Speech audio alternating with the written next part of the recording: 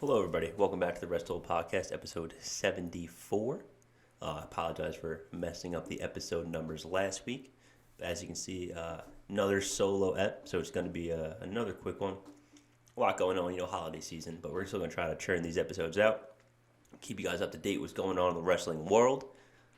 So to jump right into it, most of our news this week comes more on the NXT side.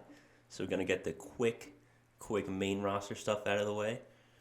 The only real major ones, Bobby Lashley was fired this week. I'm air quoting here because it was part of the storyline. Obviously, fired by Adam Pearce on Raw after his match with Seth Rollins. Tossing around officials, going crazy. Throws Adam Pearce. Adam Pearce fires him, and then now we have this whole little storyline with those two. So that should be progressing soon. Probably either Friday on SmackDown or next Monday on Raw. We'll find out what's going on with that. LA Knight and the Bray Wyatt promos continue to go. LA Knight, kind of, I wouldn't say peeking behind the curtain or showing a little bit behind the curtain, but definitely asking similar questions to the things that the fans are asking. We see this in the background of this, and what does that mean, and what does that have to do with this and that, and the stuff that people are asking that normally wrestlers are ignorant to, willfully ignorant to, based, because they're acting. But he's actually kind of bringing a lot of the elements that the fans are wondering into, their promos and their feuds. So that's really good. That's interesting. And I think that's mostly it on the main roster side. Nothing else too exciting is going on. But NXT, a lot of stuff happened on NXT this week.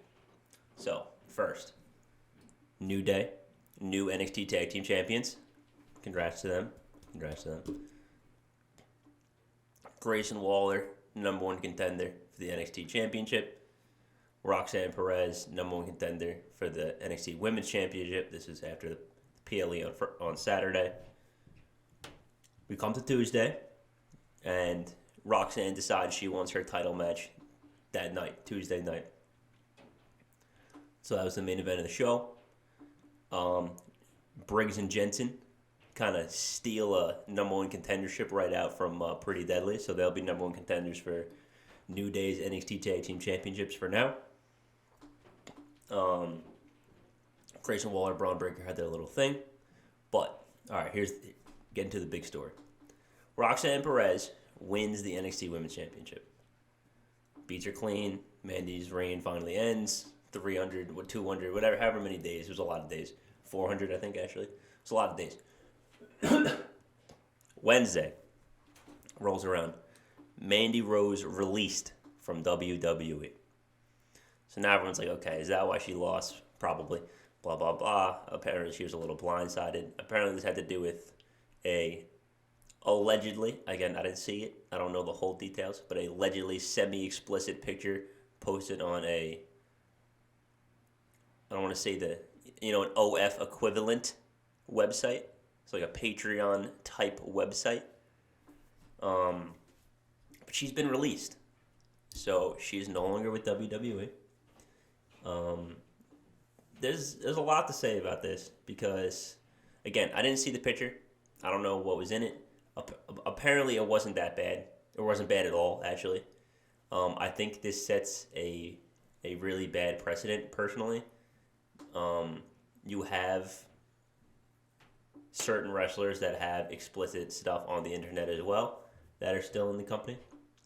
I guess their argument is that this was deliberately done and paid for and all that kind of stuff.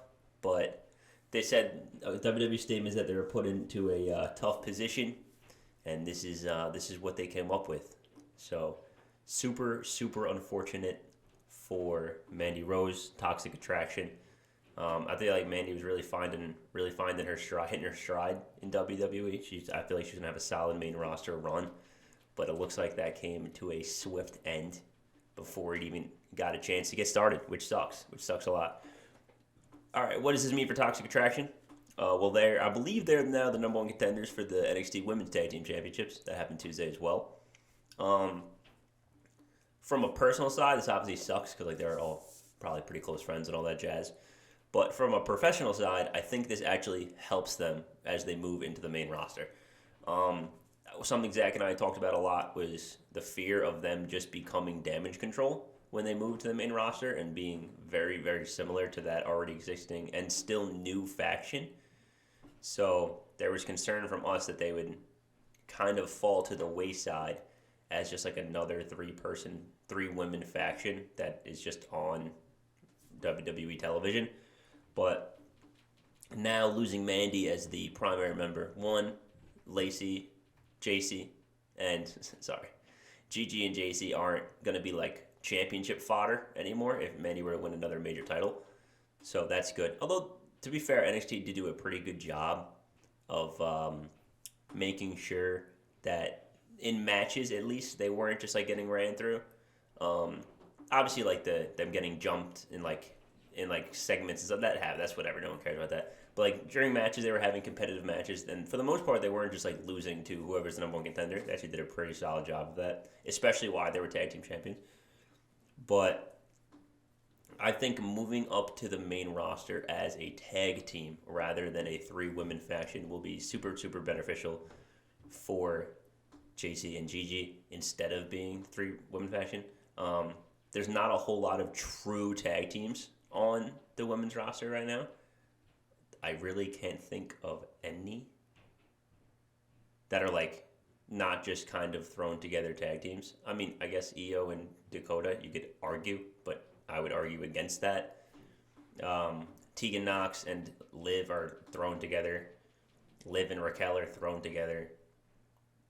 I know Ronda was talking about making and going for tag team gold with Shayna when she drops the belts. That was a little like off, not off the record, but like that was on her podcast, so like not official WWE stuff. But that's what she said she'd be interested in doing. She said that she's only been wrestling for 3 years, only had single reigns, a little tag team wrestling. She thinks would be cool, and that's interesting. I like that concept. I think that would be good for both of them. But yeah, other than that, like I can't really think of any like non just tossed together tag teams. So to have like a real legitimate tag team on the roster, and especially on the women's side, would be fantastic for the product in general.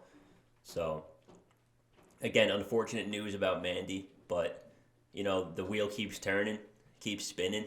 You gotta keep it pushing. So I think Toxic will be okay. I think they could actually benefit from this, which again, unfortunate, but that's just how business is.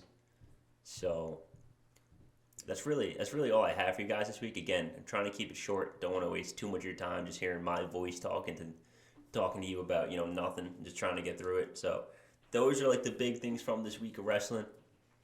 Thank you guys for watching along.